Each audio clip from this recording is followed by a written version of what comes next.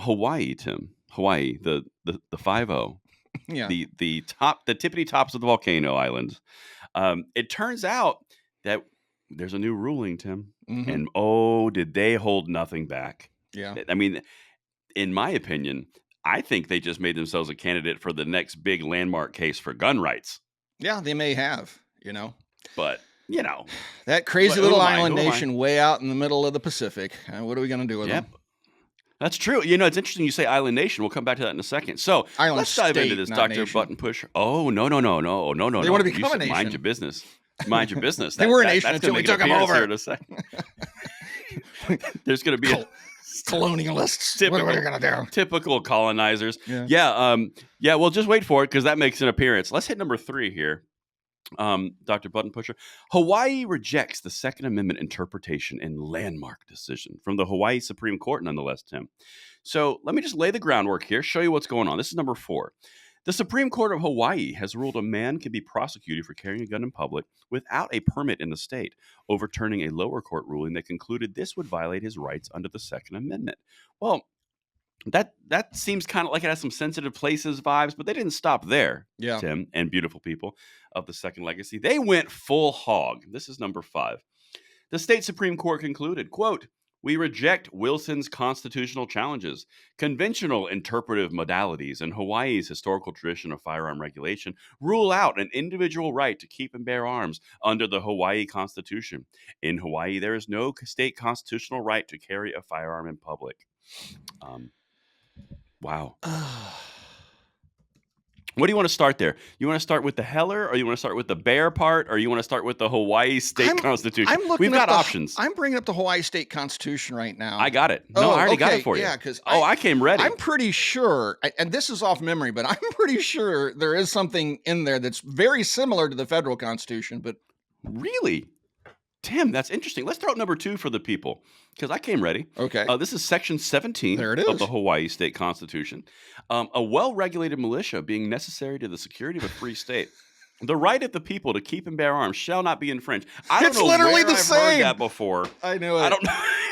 It's weird. I don't know where I've heard that before. In fact, I went one further, Tim. I ate my Wheaties this morning. This is number 1. It turns out that Hawaii did adopt the federal Constitution of the United States of America. There it is right there on behalf of the people of the state of Hawaii. So we've got federal and we've got state saying the exact same thing. And we've got the SCOTUS of the state going, yep, there's no rights. Nope, doesn't exist. Wow. And I just want to remind the folks, we don't, Ray doesn't share this stuff with me before we start filming. So this is all a surprise to me to get my reaction. And yeah, wow. So that's really hysterical, man. And then they not only did they copy the Constitution, like adopted it in its entirety, but then they also just verbatim copied the Second Amendment. They got their own version. He goes, you know what? There's no right to own a gun here. Those old farts and the powdered wigs, they did, yeah. Oh, that makes an appearance too. Oh, does it? Dude, these guys did not hold back anything in their stupid. I mean, I swear to you, they're just looking to get their names in front of the SCOTUS because they're gonna with this one. Yeah. Now let's continue here because it just gets better. It gets better, Tim. This is number 6. In its judgment, the Hawaii Supreme Court said the Second Amendment uses, quote, military-tinged language, well-regulated militia, and bear arms to limit the use of deadly weapons to a military purpose. In contrast, there are no words that mention a personal right to possess lethal weapons in public places for self-defense. So, the right you've got two things here. Right. You've got 2 things here, Tim. One, they're dredging up something from your gunfight era where they were saying that it's a military and the militia was owned by the state in the collectivist argument. And then they also just said, you know what? The Heller decision, that doesn't apply to us because #Hawaii. Yeah. Literally this argument was shredded 30 years ago, folks. This whole collectives rights thing that, we have a Bill of Rights and the original Bill of Rights was 10 amendments. But, 9 of those dealt with your rights being protected. But that pesky second one, that was protecting the right of the state to arm itself against you in case they wanted to use their weapons against you. It was just this big misunderstanding. Yeah, that got shredded, folks. It got smoked. It got so smoked. And the Heller decision reaffirmed your right to have a gun, and specifically it was in your house, and they mentioned some things around common use, and they pretty much destroyed any vestige of, well, the militia is this and that gun belongs with the militia and the individuals don't have that. I mean, they smoked it from orbit. Yeah. Does not exist anymore. Right. And then you get into the whole Heller thing, right? Which was pretty much the same argument. And then you have McDonald in Chicago. I mean, it's this has been litigated. The Supreme 100%. Court has spoken. And yet they're like, right now. So right now, Tim, if you guys are keeping track at home, beautiful people of the Second Legacy, so far we have infringed upon SCOTUS decisions that are sitting with the McDonald case and also with the Heller decision. We got more coming, by the way. Then we've got a federal amendment violation, and we have a state amendment violation, all of which Constitution. So we're going 2 Constitution, 1 federal, 1 state, and 2 different Supreme Court, and they're just getting warmed up, Tim. They're just getting warmed up. It's okay, because this is how we do. Let's see. Let me make sure if I want to make sure. Here's the next one, Tim. This is number 7. I'm going to read the second part of this. The Hawaii Supreme Court referenced the island's history as an independent kingdom, as well as dramatic improvement in firearm capacity since the Second Amendment was ratified in 1791. To justify its ruling, it wrote, quote, "We believe it is a misplaced view to think that today's public safety laws must look like laws passed long ago." And Bruin decision. Yeah. Wow. So, hey, when I slipped up and called them a country instead of a state. Exactly. Well, I was misspoken there too, because it's a kingdom. Yep. Even better. That's right. Yeah. The independent kingdom. So it's an independent kingdom. Yep. Yeah. So it's an independent kingdom of Kalawalaluki. That's what it is. Yeah. Or Milwaukee. I don't know how you say these words. I believe there's a movement in Hawaii as well to restore the kingdom. I thought I read something weird. There is a little bit of one. You know what? There's also some arguments that popped up here around something that goes on that the federal government really doesn't like, and I think it's called the sovereign citizen. They really don't like that, and this Supreme Court in the state of Hawaii just kind of invoked it. Yeah, it's almost like they're trying to secede a little bit here. They're just like saying, you know what? Yeah, that Constitution we ratified along with the rest of y'all. Nah, never mind. We were kidding. Oh, and that whole Second Amendment thing. Yeah, we pulled the wool over your eyes on that one. Matter of fact, we're a kingdom, and what are you going to do about it? We're in the middle of the Pacific. Exactly. Whatever, you know. It's like, guys, I wouldn't hang your hat on that one. No. You look like a tasty little morsel on a hook out in the middle of the Pacific. You're a lot closer to China than we are, folks, and it's going to get ugly. If you thought the Japanese had a little fun with your island, wait till the Chinese come across the Pacific. I know. And Tucker was just talking to Putin like we were talking about earlier, and he's looking at Hawaii. I mean, they need a good warm water port. You know how they love them a warm water port. Too soon? Didn't Putin just decide, oh, yeah, that whole land purchase of Alaska that we did back in the day? Yeah, we didn't really want to do that, and it's still ours. No biggie. Yeah. No biggie. Yeah, it's not a big deal. After all, there's some Russian-speaking people there.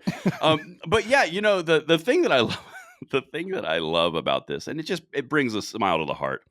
The part here, Tim, where they said, as well as the dramatic improvement in firearm capacity since the Second Amendment was ratified in 1791. Well, you know what other rights were ratified around that same time frame? The freedom of speech. Yeah. And we've come a little bit of a long way with the dispersion of free speech from quill pens and printing presses. Yeah. So our founding fathers could have not. Same logic. There's no way our founding fathers could have ever envisioned the fact that we could get news on our watches and we could send text messages, just by speaking into devices like Dick Tracy. They had no idea that could have happened. No, I mean, we got to regulate these things. Dick Tracy was. We got to. Dick Tracy wasn't even a thing then. That was just fiction back then. But now we've really done it. And boy, we just got to stop this. These crazy powdered wig guys. They had no idea what freedom could bring. Yeah. No, it's insane. I mean, could you imagine the unintended consequences of having people be able to communicate with freedom of speech through digital form and Twitter and internet and all in YouTube and video formatting? Oh my goodness, we should probably get rid of the First Amendment as well. By this logic, that's what they're saying. Yeah. It is so insane. But you know what, Tim? I got one more thing for you. And this one you're going to love. You're going to love it so much. This is what the court said. This is from the actual decision. Quote, As the world turns, it makes no sense for contemporary society to pledge allegiance to the founding era's culture, realities, laws, and understanding of the Constitution. This was followed by a quote from the hit HBO show The Wire stating, "The thing about the old days, they the old days." Wow. Hmm. Folks, you know what? We're talking about 200 years here, right? You're talking about a handful of generations. Our country's not that old. We're 46 presidents in, right? And they're acting like the Constitution was written during biblical times or something. But even then, are the rights of people 2,000 years ago any less important than they are in 2024? I mean, what's the argument here? Well, freedom of speech was okay back in the 1700s, but in 2024, yeah, we need the government to kind of regulate that. We need to listen to every phone call, read every text message, go through every email, and just make sure that you're not doing something you shouldn't be doing. Is that what they're advocating for here? I'm at a loss. It seems like that. It's kind of weird, right? Like this is a state Supreme Court. Supremely ignorant. This doesn't. I think what they're supremely dumb. Yeah, I think that they understand secession's a tough way to go. It can be done, right? It can be done. But I think they understand it's a very difficult process. I think they're just trying to get themselves kicked out. They're trying to make the most. Yeah. They're trying to misbehave in class, so they just get kicked out of class. They want to get sent to the office, dude. They're done. They want out. I dig it. But Tim, honestly though, you are not taking into consideration something crucially important. I'm not sure if you heard me when I say it. Conventional interpretive modalities. You didn't see that. That's important. Oh, interpretive modalities. That's really key. Interpretive, kind of like those dances they do. Modalities. Yeah, exactly. Yeah, same thing. Kind of like interpretive dance. Kind of like the Christmas dance to the White House this year was a bit interpretive. Ooh, was it not? Yeah, too soon. Anyway, so yeah, you're gonna get us in trouble. I know this is really dark, like gallows / military humor. But I think the people in Hawaii ought to be a little bit careful because the Cold War is heating up again. There's a good chance that above ground nuclear testing may resume just because that's what we did during the Cold War, and they might want to open a history book and take a look at the Bikini Atolls. The United States has a history of using islands for really, really bad things. You might want to be careful. That's actually, I think that's where Godzilla came from. I'm pretty sure.